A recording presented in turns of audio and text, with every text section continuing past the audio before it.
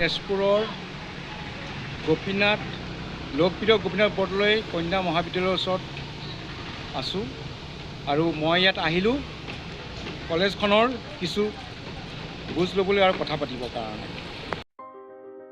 ব্ৰহ্মপুত্ৰৰ উত্তৰ পাৰত তেজপুৰত অৱস্থিত কন্যা শিক্ষাৰ অন্যতম শিক্ষানুষ্ঠান লোকপ্ৰিয় গোপীনাথ বৰদলৈ কন্যা মহাবিদ্যালয়। এই বিদ্যালয়খন তেজপুৰত ৭০ দশকত প্ৰতিষ্ঠা লাভ কৰে।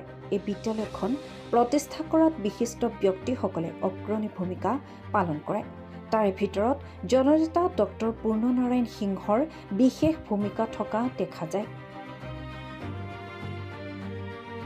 নমস্কাৰ, মই দেৱব্ৰত শৰ্মা, এগৰাকী সাহিত্যকৰ্মী আৰু নাট্যকৰ্মী তেজপুৰ।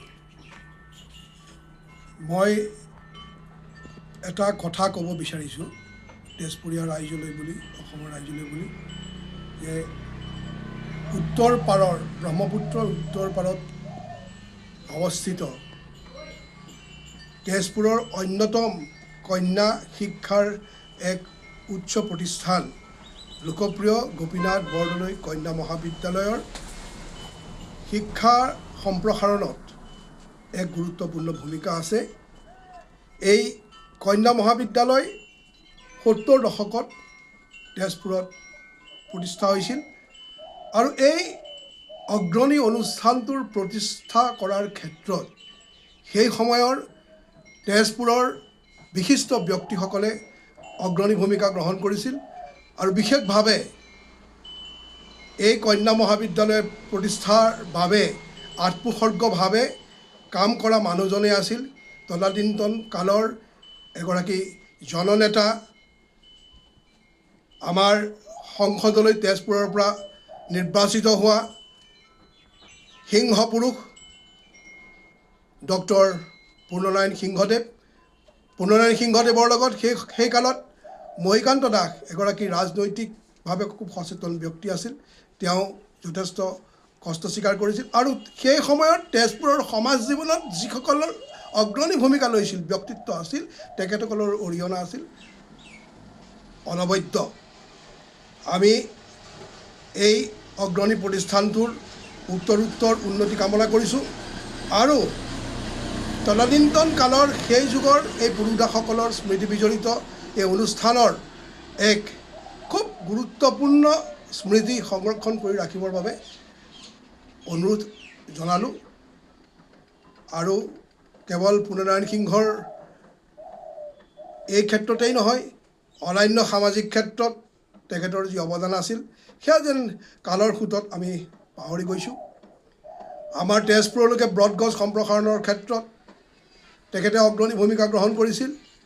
বিশেষভাৱে উত্তৰ পাৰৰ দক্ষিণ পাৰৰ সংযোগৰ ক্ষেত্ৰত, যাতায়াত সংযোগৰ ক্ষেত্ৰত বৰ্তমানে সুচল হৈ উঠা কলীয়া ভোমোৰা শিশুকণনো কাৰ অৱদান? সিংহপুৰুষ পূৰ্ণনাৰায়ণ সিংহৰে অৱদান। আমি এতিয়া বিশ্বনাথ চাৰিআলিলৈ যাবৰ কাৰণে আমাৰ তেনেই চমু হ'ল পথ। তাৰ বাবে প্ৰয়োজন হোৱা সেইখিনি সময়তে দূৰদৰ্শী মনোভাৱৰ পৰিচয় দি তেওঁ যুদ্ধ কৰিছিল, অক্লান্ত যুদ্ধ কৰিছিল ভৰলী নদীৰ ওপৰত এখন যোগাযোগৰ সেতু স্থাপন হওক। আৰু খুব দুখৰে জনাওঁ, সেইগৰাকী ৰাজনীতিক, সেইগৰাকী সমাজ সচেতন ব্যক্তিৰ চেষ্টাত নিৰ্মিত হোৱা এই ভৰলী পাৰৰ ওপৰত জীয়া ভৰলী দলংখনৰ নামাকৰণো কিন্তু আজিলৈকে তেখেতৰ নামত নহ'ল। মই বাৰে বাৰে এই আবেদন জনাওঁ চৰকাৰৰ ওচৰত যে অন্ততঃ তেওঁৰ এই সামাজিক কৰ্মৰ স্বীকৃতিস্বৰূপে আমাৰ চৰকাৰখনে, জনপ্ৰিয় চৰকাৰখনে অন্ততঃ জীয়া ভৰলী পাৰৰ সেই দলংখনৰ সেতুৰ নামাকৰণটো কৰক ডক্টৰ পূৰ্ণনাৰায়ণ সিংহৰ নামত। ধন্যবাদ। নমস্কাৰ, মই ৰবীন্দ্ৰ কুমাৰ বৰা। মই অসম কাণ্ডাৰী কাকতৰ এছ'চিয়েট এডিটৰ হয়। মই জনামতে তেজপুৰত আচলতে এখনেই কন্যা মহাবিদ্যালয় আছে আৰু সেইখন হ'ল বৰ্তমান তাৰ নামাকৰণ কৰা হৈছে লোকপ্ৰিয় গোপীনাথ বৰদলৈ কন্যা মহাবিদ্যালয়। ইয়াৰ আগতে আছিল এইখন, পূৰ্বতে আছিল যে তেজপুৰ গাৰ্লছ কলেজ হিচাপে আছিল। পৰৱৰ্তী সময়ত গোপীনাথ বৰদলৈ নামত মহাবিদ্যালয়খন নামাকৰণ কৰা হৈছে। আৰু এই মহাবিদ্যালয়খন প্ৰতিষ্ঠা কৰাৰ ক্ষেত্ৰত বিভিন্ন ব্যক্তি জড়িত হৈ আছিল যদিও কিন্তু ডক্টৰ পূৰ্ণনাৰায়ণ সিংহৰ অৱদান উল্লেখযোগ্য।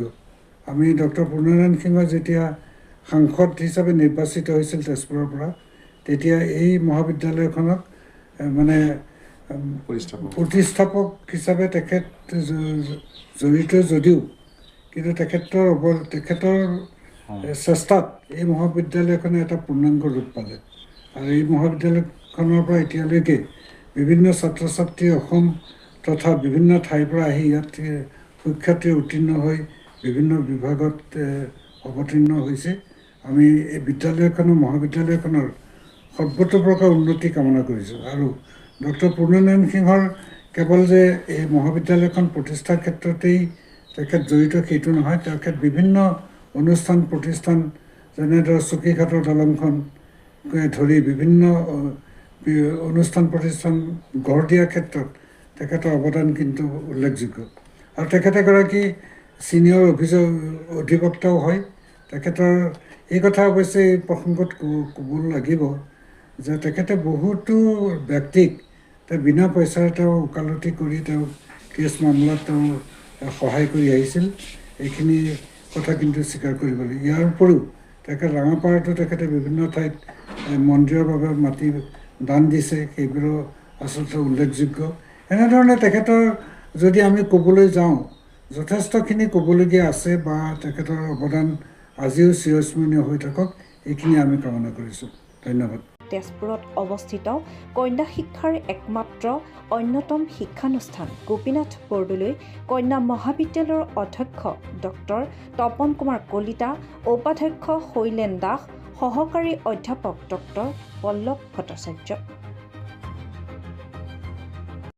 তেজপুৰত নাৰী শিক্ষাৰ ক্ষেত্ৰত বিশেষ ভূমিকা গ্ৰহণ কৰাৰ কাৰণে আৰু সেই সময়ত উচ্চ শিক্ষাৰ ক্ষেত্ৰত বিশেষ শিক্ষানুষ্ঠান নথকাৰ বাবে 1973 চনত 5 আগষ্ট তাৰিখে তেজপুৰত চিলাপথাৰলৈ আৰম্ভ কৰি তেজপুৰৰ বিশিষ্ট ব্যক্তিসকলে এখন সভা আহ্বান কৰি তেজপুৰত এখন নাৰী উচ্চ শিক্ষা অনুষ্ঠান প্ৰতিষ্ঠা কৰাৰ বাবে আগভাগ লয়। এই ক্ষেত্ৰত বিশেষভাৱে পূৰ্ণনাৰায়ণ সিংহদেৱে বিশেষভাৱে আগভাগ লয়। আৰু সেই সময়ত বিশেষ শিক্ষানুৰাগী ব্যক্তিসকলে বিশেষকৈ শিলাপথাৰলৈকে আৰম্ভ কৰি বিশিষ্ট শিক্ষানুৰাগী ব্যক্তিসকলে বিশেষ আগভাগ লৈ সেই সময়ত তেজপুৰ মহিলা কংগ্ৰেছৰ অফিচত কাৰ্যালয় এখন বিশেষ সভা আহ্বান কৰে। আৰু এই সভাত তেজপুৰত এখন মহিলা শিক্ষানুষ্ঠান পতাৰ কাৰণে তেওঁলোকে সিদ্ধান্ত লয়। আৰু এই সভাতেই মহিকান্ত দাসদেৱক সভাপতি আৰু পূৰ্ণনাৰায়ণ সিংহদেৱক সম্পাদক হিচাপে লৈ এখন কমিটি গঠন কৰে, পৰামৰ্শদাতা কমিটি গঠন কৰে। আৰু তাৰপিছতেই এই তেজপুৰত এখন মহিলা উচ্চ শিক্ষানুষ্ঠান গঢ়াৰ বীজ ৰোপণ হয়। ইয়াৰ পিছতে পৰৱৰ্তী আকৌ বিভিন্ন ষ্টেজত বিভিন্ন ধৰণে আগবাঢ়ি গৈ এই মহাবিদ্যালয়খনে আজি এই ষ্টেজ পাইছে। প্ৰথম অৱস্থাত এই মহাবিদ্যালয়খনে বৰ্তমান তেজপুৰৰ যিখন আইন মহাবিদ্যালয় তাতেই আৰম্ভ হৈছিলে। তাৰ পৰা আকৌ অন্য ঠাইত আৰম্ভ হৈ শেষত এই মহাবিদ্যালয়খনে বৰ্তমান যিটো ঠাইত অৱস্থিত হৈছে তালৈ আহিলে। আৰু ইয়াৰ পৰাই স্নাতক পৰ্যায়ৰো ক্লাছসমূহ আৰম্ভ হয়। আৰু বৰ্তমান এখন চৰকাৰী মহাবিদ্যালয় হিচাপে AGCৰ স্বীকৃতিপ্ৰাপ্ত, লগতে নাকৰ B+ গ্ৰেড প্ৰাপ্ত এখন মহাবিদ্যালয়। বৰ্তমান এই মহাবিদ্যালয়খনে সমগ্ৰ শোণিতপুৰ জিলাৰ একমাত্ৰ নাৰী শিক্ষানুষ্ঠান হিচাপে বিশেষভাৱে গুৰুত্ব লাভ কৰিছে। আৰু এই অঞ্চলৰ নাৰী আগুৱাই নিয়াৰ ক্ষেত্ৰত মহাবিদ্যালয়খনে বিশেষ ভূমিকা পালন কৰিছে। এই ক্ষেত্ৰত আমি এই মহাবিদ্যালয়খনৰ যিসকলে বীজ ৰোপণ কৰিছিল, বিশেষকৈ পূৰ্ণনাৰায়ণ সিংহদেৱৰ পৰা আৰম্ভ কৰি চিলাপথাৰ এই সকলোকে আমি আজি সোঁৱৰণ কৰিছোঁ। আমি তেওঁলোকক সদায় মনত ৰাখিম। আৰু মহাবিদ্যালয়খনৰ এই বীজ ৰোপণেই আজিৰ এই বটবৃক্ষৰূপে লোকপ্ৰিয় গোপীনাথ বৰদলৈ কন্যা মহাবিদ্যালয়ে প্ৰতিষ্ঠা লাভ কৰিছে। ধন্যবাদ। বৰ্তমান লোকপ্ৰিয় গোপীনাথ বৰদলৈ কন্যা মহাবিদ্যালয় হিচাপে খ্যাত তেজপুৰ শোণিতপুৰ জিলাৰ নাৰী শিক্ষাৰ একমাত্ৰ শিক্ষা অনুষ্ঠান। প্ৰথম অৱস্থাত এইখন লোকপ্ৰিয় গোপীনাথ বৰদলৈ কন্যা মহাবিদ্যালয় হিচাপে পৰিচিত নাছিল। প্ৰথম অৱস্থাত কন্যা মহাবিদ্যালয় হিচাপে পৰিচিত আছিল। পৰৱৰ্তী সময়ত ইয়াৰ লগত লোকপ্ৰিয় গোপীনাথ বৰদলৈৰ নামটো জড়িত কৰা হয়। যিসকল প্ৰাতঃস্মৰণীয় ব্যক্তি পূৰ্ণনাৰায়ণ সিংহ, মহিকান্ত দাস, তাৰপিছত মহেন্দ্ৰ কেওট, হিৰণ্য ভূঞা, এইসকলৰ আশাসুধীয়া প্ৰচেষ্টাত বৰ্তমান অৱস্থাত আজি আহি পেলাই এই মহাবিদ্যালয়খন উপস্থিত হৈছে। বৰ্তমান নাৰী উচ্চ শিক্ষাৰ অনুষ্ঠান হিচাপে ইয়াত আমাৰ প্ৰতিটো বিষয়ৰ মেজৰ আৰু মাইনৰ দুয়োটা পাঠ্যক্ৰম সন্নিৱিষ্ট হৈ আছে। বৰ্তমান সময়ত অৱশ্যে এটা আমি সমস্যাৰ সন্মুখীন হৈছোঁ। শিক্ষা বিভাগৰ ফালৰ পৰা আমাৰ মহাবিদ্যালয়ত যিবোৰ পোষ্ট অৱসৰকালীন হিচাপে খালী হৈছে, সেই পোষ্টসমূহ পূৰণ নকৰাৰ কাৰণে আমাৰ শ্ৰেণীসমূহ আগবঢ়াই নিয়াৰ ক্ষেত্ৰত বিভিন্ন ধৰণৰ সমস্যাৰ সন্মুখীন হৈছোঁ। এই সুযোগতে মই চৰকাৰৰ উচ্চ শিক্ষা বিভাগক আমাৰ খালী হোৱা পদসমূহ অতি শীঘ্ৰে পূৰণ কৰি নাৰী শিক্ষাৰ অনুষ্ঠানটোৰ উন্নতিত যাতে অৰিহণা আগবঢ়ায় আৰু নাৰী শিক্ষা আগবঢ়াই লৈ যোৱাৰ ক্ষেত্ৰত চৰকাৰে ইতিবাচক ভূমিকা গ্ৰহণ কৰে, তাৰ কাৰণে চৰকাৰক আহ্বান জনালোঁ। আৰু মহাজাতি পৰিয়ালকো আমাৰ মাজলৈ আহি আমাৰ মনৰ ভাৱ শুনিবলৈ চেষ্টা কৰাৰ কাৰণে এই সুযোগতে ধন্যবাদ জ্ঞাপন কৰিছোঁ।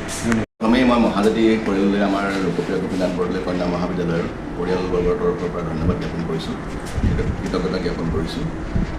আমাৰ নাৰী শিক্ষাৰ অসমত নাৰী শিক্ষাৰ যি প্ৰতিষ্ঠাৰ যি প্ৰথম আৰম্ভণি, সেইটো আমাৰ তেজপুৰত খুব দেৰিকৈ আৰম্ভ হৈছিলে আৰু 1973 চনৰ 4 আগষ্ট তাৰিখে এখন সভাৰ জৰিয়তে, এখন ৰাজহুৱা সভাৰ জৰিয়তে এই মহাবিদ্যালয়খন প্ৰতিষ্ঠাৰ বীজ ৰোপণ কৰা হৈছিল। আৰু তেজপুৰৰ সেই সময়ৰ বৌদ্ধিক সমাজখন এই মহাবিদ্যালয়খন প্ৰতিষ্ঠা কৰাৰ ক্ষেত্ৰত জড়িত হৈ পৰিছিলে। আৰু সেই সময়ত মোৰ মনত পৰে যে মণিকান্ত দাস ডাঙৰীয়াৰ দৰে ব্যক্তি সভাপতিত্বৰ আসন সলনি কৰিছিলে। আৰু প্ৰধান সম্পাদক হিচাপে বিশিষ্ট ৰাজনীতিজ্ঞ পুৰুষ, বিশিষ্ট সাহিত্যিক আৰু সেই সময়ৰ বৌদ্ধিক সমাজৰ এগৰাকী অগ্ৰণী পুৰুষ ডক্টৰ কুন্দনাৰায়ণ সিংহ ডাঙৰীয়া প্ৰধান সম্পাদক হিচাপে তেখেতে এই আসনত আসীন হৈছিল। আৰু পিছলৈ নাৰী শিক্ষাৰ বা নাৰী জগতক এক বিশেষ মাত্ৰা প্ৰদান কৰা ডক্টৰ শীলাবদ্ধ ডাঙৰীয়াৰ দৰে ব্যক্তি এই মহাবিদ্যালয়খনৰ প্ৰথম প্ৰধান শিক্ষক হিচাপে অধ্যক্ষ হিচাপে তেখেতে আসনত আসীন হৈছিলে। তাৰ পৰৱৰ্তী পৰ্যায়তেই 1975 চনত এক নতুন এখন ৰাজহুৱা সভা গঠন কৰা হৈছিলে, ৰাজহুৱা সভা আহ্বান কৰা হৈছিলে। আৰু তাৰপিছতে নতুন এখন পৰিচালনা সমিতি গঠন কৰা হৈছিলে আমাৰ বিশিষ্ট শিক্ষাসদী মহেন্দ্ৰ কুমাৰ নাথ ডাঙৰীয়া, মহেন্দ্ৰ কেওট ডাঙৰীয়াৰ সম্পাদক হিচাপে লৈ পেলাই। আৰু তাৰ পৰৱৰ্তী পৰ্যায়ত এক বিশেষ মাত্ৰা প্ৰদান কৰা হ'ল আমাৰ যিখন মহাবিদ্যালয়, সেইখন আজিৰ যি অৱস্থাত উপনীত হৈছেহি, গোটেই উত্তৰ পাৰৰ অসমৰ ব্ৰহ্মপুত্ৰৰ উত্তৰ পাৰৰ শিক্ষাৰ ক্ষেত্ৰত, বিশেষকৈ উচ্চ শিক্ষাৰ ক্ষেত্ৰত, নাৰী উচ্চ শিক্ষাৰ ক্ষেত্ৰত এক বিশেষ ভূমিকা পালন কৰি আছে এই মহাবিদ্যালয়খনে। আৰু এটা কথা ক'ব পৰা যায় যে ইয়াৰ যিখিনি মাৰ্জিনেলাইজ যিখিনি ছাত্ৰী বিশেষকৈ মাৰ্জিনেলাইজ ছাত্ৰী যিসকল, সেইসকলে ইয়াত এই মহাবিদ্যালয়খন বৰ সহজতেই ইয়াত শিক্ষা গ্ৰহণ কৰাৰ এক সুবিধা তেওঁলোকে লাভ কৰিছে। আৰু বিভিন্ন জাতি জনগোষ্ঠীৰে সমাহিত হৈ আছে এই মহাবিদ্যালয়খন। আমি খুব গৌৰৱেৰে এই কথা ক'ব পাৰোঁ যে চাৰিদুৱাৰৰ দৰে অঞ্চলৰ পৰাও এই বিভিন্ন জনগোষ্ঠীয় ছাত্ৰীসকল ইয়াত শিক্ষা গ্ৰহণ কৰিবলৈ আহে।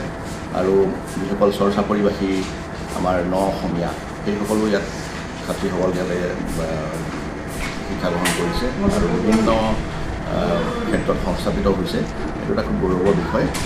আৰু এনেধৰণে আমি ভাবিছোঁ যে মহাবিদ্যালয়খন আৰু অগ্ৰগতি লাভ কৰক, আমি তাৰ আশা কৰিছোঁ। আৰু এই ক্ষেত্ৰত আমাৰ বৌদ্ধিক সমাজখন, তেজপুৰৰ সমাজখনৰ সহযোগিতা আমি আশা কৰিছোঁ।